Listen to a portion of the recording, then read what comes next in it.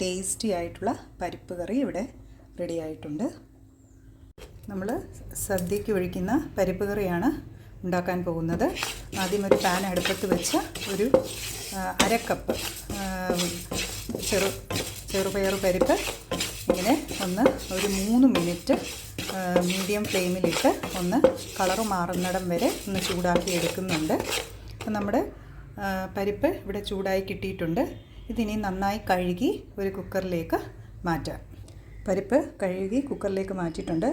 അതിൽ കുറച്ച് മഞ്ഞൾപ്പൊടിയും അതുപോലെ തന്നെ ഒരു കീറിയ പച്ചമുളക്, ഒരു 5 ചെറിയ ഉള്ളി, അപ്പോൾ ഇത്രയും ഇട്ട് ഇത് വേവാൻ ആവശ്യമായ ഒരു ഗ്ലാസ് വെള്ളവും ചേർത്ത് കൊടുത്തിട്ടുണ്ട്. ഇനി ഇത് അടച്ചു വെച്ച് മീഡിയം ഫ്ലെയിമിൽ 2 വിസിൽ വരെ കുക്ക് ചെയ്തെടുക്കാം.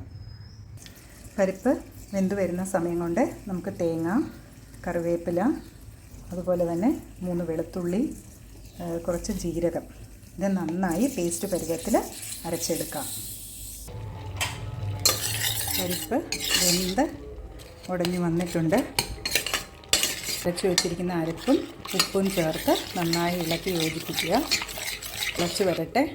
പരിപ്പ് തേങ്ങ അരച്ചതും ചേർത്ത് നന്നായി കുറുകി വന്നിട്ടുണ്ട്. ഇനി നമുക്കിതിലേക്ക് കടുക് പൊട്ടിച്ചൊഴിക്കാം. ഒരു പാന് അടുപ്പത്ത് വെച്ച് 2 സ്പൂൺ വെളിച്ചെണ്ണ ഒഴിച്ച് കൊടുത്തിട്ടുണ്ട്. ചൂടായി വരുമ്പോൾ ഇതിൽ കടുകിട്ട് പൊട്ടിക്കുക.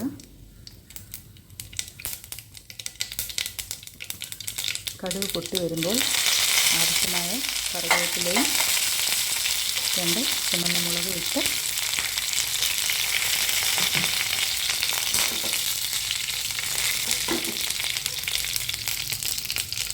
ഇത് നമുക്ക് പരിപ്പിലേക്ക് ഒഴിച്ചു കൊടുക്കാം.